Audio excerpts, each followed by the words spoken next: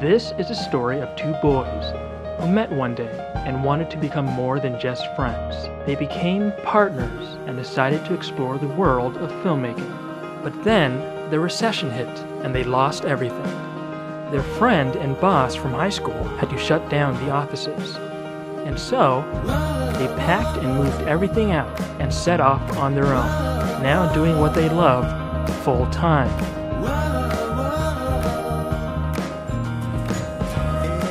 Surprise, you need an alibi, not to end this love and pain. You showed me borderlines, sent me into the rain, and then you had to walk away. Bitterness occurs soon, and green lights turn to red. I felt happy inside for the longest time. Hey guys, did you know that you can quickly and easily add depth to a scene just by adding something to the foreground? Like this.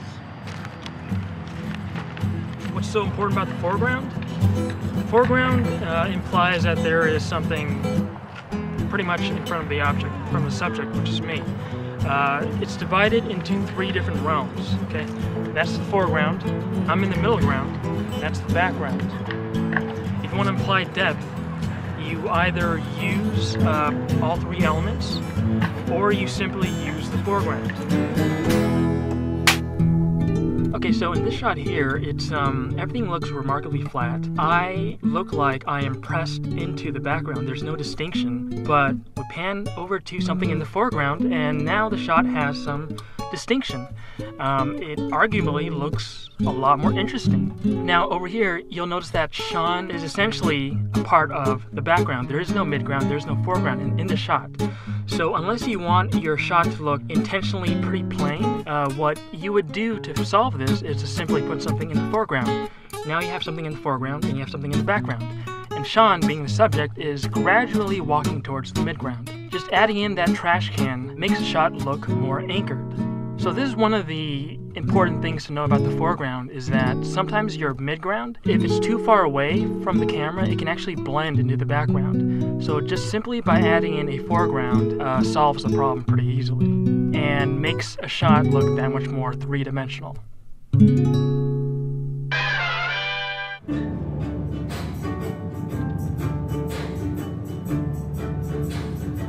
Drive-thru.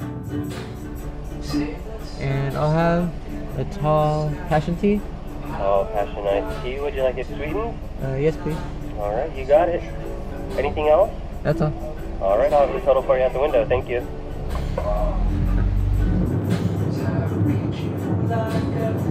Okay, so now a lot of cinematography is about adding depth to your scenes. This can be controlled through adding in volumetric lighting.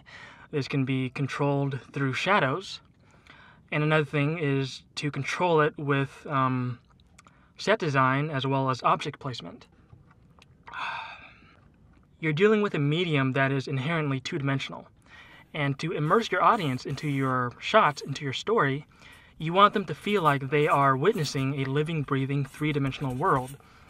And that's the point of a lot of good cinematography. It's not the only point, but it is one of the basic tenets. Yeah, this is especially prevalent if you have a lower-end digital camera and you are without shallow focus. You know, I mean, another way to add depth to your scenes, obviously, is to have shallow focus. But a lot of us don't have that privilege.